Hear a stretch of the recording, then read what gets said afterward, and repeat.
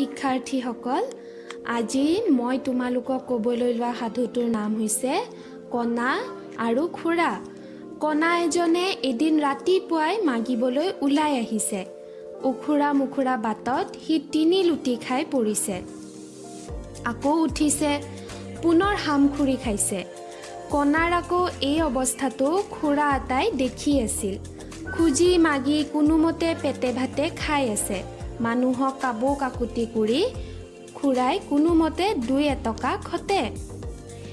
এদিন খুৰা কণাৰ কাষলৈ আহি ক'লে, ঐ কণা, তই চকুৰে নেদেখ, কিন্তু তোৰ ভৰি আছে। মই আকৌ চকুৰে দেখোঁ, কিন্তু মোৰ ভৰি নাই। আমি যদি দুয়ো লগ হওঁ, দুয়োৰে সহায় হ'ম।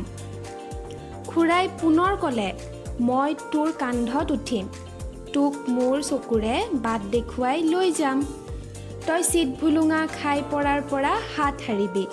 ময়ো তেতিয়া লেকেচিয়াব নালাগিব। লেকেচিয়াই থকা মানে হৈছে অলপকৈ খুৰাই খোজ কঢ়া। এইদৰে দুয়ো কথামতেই কাম কৰিলে। এনেকৈ সময় যোৱাৰ লগে লগে এদিন দুয়ো মাগিবলৈ ওলাই গৈছিল। দিনৰ দিনটো ঘূৰি ফুৰি ঘৰলৈ উভতিছে। এনেতে এঠাইত খুৰাই টকাৰ মোনা এটি দেখিবলৈ পাই কণাক মোনাটোৰ কথা ক'লে। যেতিয়া টকাৰ মোনাটোৰ কথা কোৱা হ'ল, তেতিয়া খুৰাক কণাই কান্ধৰ পৰা পেলাই মোনাটো খেপিয়াবলৈ ধৰিলে। খুৰায়ো আকৌ মোনাটো ল'বলৈ বিচৰাত দুয়োৰে মাজত কাজিয়া হ'ল। খুৰাই ক'লে, মইহে টকাৰ মোনাটো দেখিছোঁ, এইটো মইহে পাম। কণাই ভেকাহি মাৰি ক'লে, মই বাটকুৰি বাই তোক আনিছোঁ, নহ'লে তই কেনেকৈ দেখিলিহেঁতেন। এনেদৰে তেওঁলোকৰ কাজিয়া হতাহতিলৈ পৰিণত হ'ল। পাছত দুয়োটাই দবৰা দবৰি কৰিবলৈ ধৰিলে। দবৰা দবৰি মানে এটাই আনটোক ঠেলাঠেলি কৰা বা টনাটনি কৰা। এনেতে সেইফালেদি এজন বাটৰুৱা আহিল।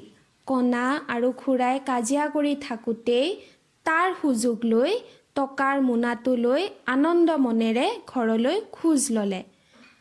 গতিকে শিক্ষাৰ্থীসকল, আমি এই সাধুটোৰ পৰা এটা কথা শিকিবলৈ পালোঁ যে আমি সদায় মিলিজুলি জীৱনটো অতিবাহিত কৰিব লাগে আৰু লগতে এজনে আনজনৰ লগত সহযোগিতা আগবঢ়াব লাগে।